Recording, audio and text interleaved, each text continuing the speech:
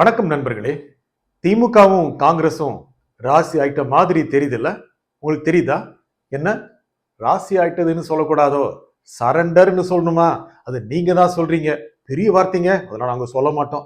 நீங்க சொன்னதுனாலதான் அதுல தம்ப்நெயிலே அப்படி போட்டிருக்கோம். சரண்டர்னு வார்த்தை பயன்படுத்தலாமா? ஏங்க, காங்கிரஸ் என்ன இழுத்து பிடிச்சதுல கிட்டத்தட்ட 3 மாசமா இதே பிரச்சனை தான் ஓடிட்டு இருக்கு. அதிக தொகுதி வேணும். எத்தனை தொகுதி வேணும்? திமுக அணியில 38. அது எனக்கு 38 மாவட்டத்துக்கு ஒண்ணா. அப்புறம் என்ன வேணும்? ஆட்சியில பங்கு வேணும். அப்புறம் என்ன வேணும்? உள்ளாட்சி தேர்தல் வருது இல்ல, அதுல 30% இடம் வேணும். அப்புறம் என்னதாங்க வேணும்? ஆட்சியில பங்கு, 2 அமைச்சர் பதவி, இப்படியே அடுக்கிக்கிட்டே போனாங்கல்ல. எந்த அளவுக்கு போச்சு? ஆனா திமுக அசைஞ்சு கொடுக்கலையே, ஒண்ணுமே பதில் சொல்லலையே. அப்பப்போ 2 அமைச்சர்களோ ஏதாவது ஒரு மாவட்ட செயலாளரோ லேசா எடுத்து விட்டாங்கன்னா அவங்க பேச்ச அப்படியே ஆஃப் பண்ணிட்டாரு ஸ்டாலின். வாயை திறக்க கூடாது அப்படின்னு சொல்லிட்டாரு. ஆனா காங்கிரஸ் அப்படி இல்லை. வர்றவங்க போறவங்க எல்லாம் திமுக அடிச்சிட்டு இருந்தாங்க. நேரா கனிமொழி ராகுல் காந்தி பார்க்க போனாங்கல்ல, அப்ப என்ன சொன்னாங்க? காங்கிரஸுடைய மிக மிக நெருக்கமானவர்கள் என்ன சொன்னாங்க?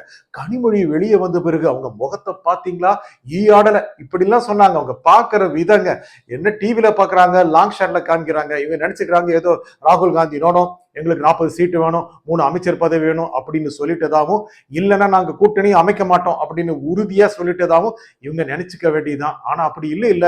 காங்கிரஸுக்கு என்ன வேணும்? மத்தியில ஆட்சியில அமைக்கிறங்க. இப்போ மாநிலங்களவை தேர்தல் வருது இல்ல, ராஜ்யசபா, அதுல 6 சீட்டு தமிழ்நாட்டில இருந்து காலி ஆகுது. மாநிலங்களவைக்கு இங்க இருக்கின்ற எம்எல்ஏக்கள் தேர்ந்தெடுக்கின்ற எம்பிக்கள் உங்களுக்கு தெரிஞ்சிருக்கும். அதுல திமுகவுக்கு 4 சீட் இருக்கு, அண்ணா திமுக 2 சீட் இருக்கு. அநேகமா 1 சீட்டு காங்கிரஸுக்கு கொடுத்துருவாங்க. 1 சீட்டுங்கிறது என்ன? இங்க இருக்கின்ற எம்எல்ஏக்கள் குறைந்தபட்சம் 30, 31 எம்எல்ஏக்கள் சேர்ந்து அவங்கள தேர்ந்தெடுக்கணும். அப்பனா ஒரு ராஜ்யசபா சீட் அப்படின்னா 31 எம்எல்ஏக்கள் இவங்க ஆதரவை திமுக கொடுக்கறதில்ல. அவ்வளவா ஜெயிச்சு வர போறாங்க காங்கிரஸ். கடந்த முறை 25 சீட்டு கொடுத்தாங்க. இப்போ அதுவே கொடுக்க போறது இல்லைன்னு திமுக இறுக்கி பிடிக்குது. காங்கிரஸ்காரங்களும் எவ்வளவோ அடிச்சு பார்த்தாங்க. மாணிக் தாக்கூர் சொன்னாரு, நான் ராகுல் காந்தி கிட்ட பேசிட்டு தான் வர்றேன், நான் என்ன பேசுறேங்கிறது நல்லாவே தெரியும் அப்படின்னு மாணிக்கம் தாக்கூர் ஒரு பக்கம் அடிக்க, நோ நோ நோ கூட்டணிகள் ரொம்ப இறுக்கமா நல்ல நெருக்கமா இருக்கு அப்படின்னு செல்வ பெருந்தகை திருப்பி அடிக்க, காங்கிரஸ்காரங்களே 2 கோஷ்டியா பிரிச்சுட்டாங்க. இல்லை, காங்கிரஸ் உடைந்து விடும். எத்தனை பேர் எத்தனை யூடியூப் சேனல்ல சொல்லிக்கிட்டே இருந்தாங்கல்ல. நாங்க என்ன சொன்னோம்? ஆரம்பத்திலிருந்து சொல்லிட்டு இருக்கோம், காங்கிரஸ் திமுக விட்டு பிரியாதுங்க, வேறு வழி இல்லை அப்படின்னு நிச்சயமா சொல்லிட்டு இருக்கோம். தாவேகா காரங்களே தனிப்பட்ட முறையில் சொல்ல ஆரம்பிச்சிட்டாங்க, டீல் எல்லாம் முடிஞ்சு போச்சுங்க, 60 சீட்டுங்க, 65 சீட்டுங்க, துணை முதலமைச்சர் பதவிங்க. இதெல்லாம் பார்த்துட்டு பனையூருக்கு போகுமா காங்கிரஸ்? இங்க ஜெயிக்கணும் இல்ல, ஜெயிக்கிறதுக்கு ரொம்ப கஷ்டம். என்னென்ன வேணும்? பெரிய கட்டமைப்பு வேணும். காங்கிரஸ் எல்லா ஊர்களிலும் இருக்கு, இல்லைன்னு சொல்ல முடியாது. தாவேகாவும் எல்லா ஊர்களிலும் இருக்கு. ஆகையால காங்கிரஸ் நின்னாங்க அப்படின்னா காங்கிரஸுடைய செல்வாக்கு மட்டுமல்ல, விஜயின் முகம், அந்த முகத்தின் மூலமாக கை சின்னம் வெற்றி பெற வேண்டும். விசில் காரணமாக கை சின்னம் வெற்றி பெற வேண்டும்.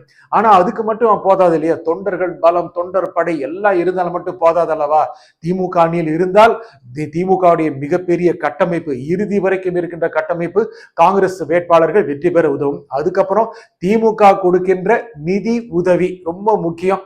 அதுதாங்க முக்கியமான விட்டமின் எம்னு ரொம்ப டீசெண்டா சொல்லுவாங்க. அதுவும் காங்கிரஸ்காரங்களுக்கு திமுக காரங்க கொடுத்துருவாங்க. அந்த நிதி ஆதாரம் மூலமாக அவங்க கடுமையான பிரச்சாரம் செய்து வெற்றி பெற வேண்டும். திமுக அணியில காங்கிரஸ்காரங்க ஒரு 25 சீட்டு நின்னாலும் கூட திமுக எப்படி வெற்றி பெற வேண்டும் என்று திமுக தொண்டர்கள் போராடி பிரச்சாரம் செய்கிறார்களோ, அப்படித்தான் காங்கிரஸ்காரர்களுக்கும் அல்லது வேறு கூட்டணி கட்சிக்காரர்களுக்கும் போராடி நன்றாக பிரச்சாரம் செய்து வெற்றி பெற வைக்க வேண்டும் அப்படின்னு ஸ்டாலின் எப்பவுமே சொல்றாரு. அப்படி பண்ணாதான் அந்த பரஸ்பர மியூச்சுவல் அண்டர்ஸ்டாண்டிங் இருக்கும், புரிதல் இருக்கும், அந்த ஒரு பாண்டேஜ் இருக்கும், அந்த ஒரு உறவு இருக்கும் அப்படின்னு ஸ்டாலின் நினைக்கிறாரு. ஆனா இப்போ அப்படி இருக்குமாங்கிறது ரொம்ப சந்தேகம். ஏன்னா நேத்து வரைக்கும் சண்டை போட்டுட்டு தான் இருந்தாங்க. சட்டப்பேரவை தான் இன்னைக்கு என்னமோ உங்களுக்கு தெரியும், நேத்து அந்த விவசாய பட்ஜெட் தாக்கல் செய்யும் போது இவங்க போய் பச்சை துணியை கொடுக்க, துண்டை கொடுக்க, அவங்க வாங்க மாட்டேன்னு சொல்ல எல்லா ஊடகங்களாமே கத்திரி போட்டாச்சு அப்படின்னாங்க. அப்புறம் என்னாச்சு? இன்னைக்கு பார்த்தோம்னா ஸ்டாலின் என்ன பேசினாலும் காங்கிரஸ்காரங்க கைதட்டி வரவேற்கிறாங்க. கேசி வேணுகோபால் டெல்லியில இருந்து வந்தாரு. ஓகே, ஒரு பெரிய கத்திரியை கொண்டு வந்திருக்காருன்னு எல்லாருமே நினைச்சோம். அவரு தான் முக்கியமான காரணம். காங்கிரஸுக்குள்ள ஒரு பிளவு வந்துருமோ, காங்கிரஸ் அப்படியே கொண்டு போய் பணியூர்ல சேர்த்திருவாரோ அப்படின்னு நினைக்க வச்சவரே வேணுகோபால் தான், காங்கிரஸ் கட்சியுடைய தேசிய பொதுச் செயலாளர். அடுத்து கேரளாவில் தேர்தல் வரும்போது வெற்றி பெற்று முதலமைச்சராக வேண்டும் என்ற பெரிய கனவில் இருப்பவர். ஆகையால விஜய் அங்கு பிரச்சாரம் செய்தால் ஒரு 2-3% ஓட்டு வந்தால் கூட எளிதாக முதலமைச்சர் ஆகிவிடலாம் அப்படிங்கிற எண்ணத்தை கொடுத்தவர் கேசி வேணுகோபால் தான்.